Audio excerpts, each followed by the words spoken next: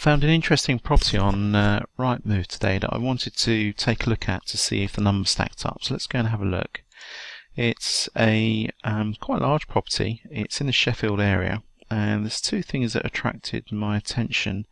One is obviously it's got a big piece of land, and the 200,000 asking price seems to be quite good value. It does come with detailed planning permission, which is good because it means that we don't have the risks of planning risk. And the agent has also put in what they view the end market value could be for the property once it's completed. So let's put some of these basic details into our model, and then we can see if the numbers actually do stack up as well as they seem to. So let's put in some basic parameters into our model.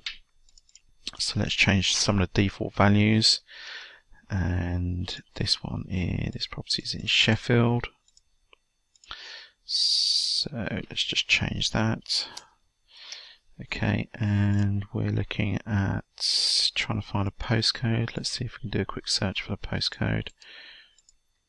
Let's put that into Google, and it looks like, yep, we've got a postcode for the area, which is useful. And we'll put that in to our default model. Okay, so we can see that the details are percolating through, and it is a detached house. It is a large house, and let's put in the value. So the agent thinks that on completion we should be looking at 550 to 600,000, and on that basis the numbers do seem to stack up. The agent's probably asking for a little bit more at the 550 range, but certainly if we put in 600,000 as the end value, then the agent is probably asking for a lot less than perhaps they could get. So that's subject to the fact that the property is worth somewhere between 550 and 600,000. Let's start off with the 550 number. Let's use that for our model.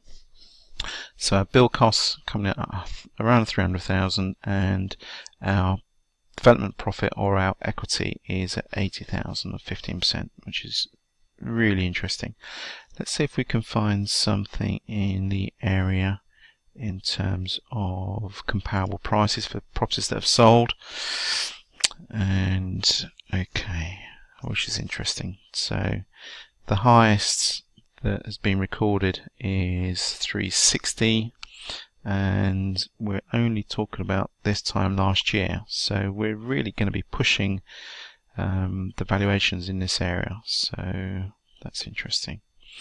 And the estimate of market values go up to 400,000, so it's looking unlikely that we'd probably be able to get the 550 to 600,000, although it's always a possibility. So let's continue with the model a little bit. Okay, so what we've got here is the overall time from buying the land all the way through until we finish the construction period. Now this is important because this is the amount of financing we have to do on any loans, so purchasing land and then the construction loans. Let's see if we can make some savings. So planning costs, got detailed planning permission. We may need to go back to planning if we change the plans, but let's just assume we don't. And this is the cost of financing the construction period. Okay, so detailed planning means that we've got some plans, but they may not be to our liking. So let's put in for some architectural plans. Actually, it'd be more to do with interiors, I guess, than anything else. Some structural engineer costs. Yep, let's allow for something that's quite a large house. Some advisory costs, and what we'll do is we'll see if we can get the architect to do some of the health and safety work within their fee. Okay, so building regulations, let's leave some of those costs in there. Surveys, it's probably a good idea to do surveys on such a big plot of land. And I also noticed that on the site there, it is a sloping site, which is going to cause us a few problems and extra costs potentially. So we'll leave some site survey costs in.